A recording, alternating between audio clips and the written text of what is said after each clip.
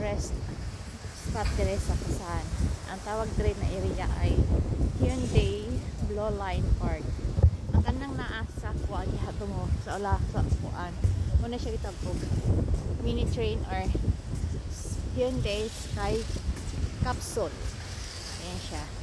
Gani siya ka-train nag-operate. So muna siya Sky Capsule sa taas.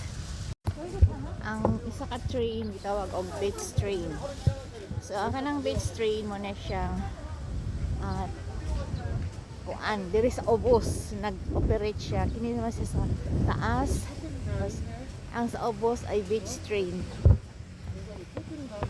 Yung beach train nasa Obos, malaki siya. Sa taas naman ay capsule train. Ayan siya. Ano siya beach train? Mga wala na siya pa pang tourist sakay-sakay. Ayan, yan sa taas ay capsule. Yan ay beach train.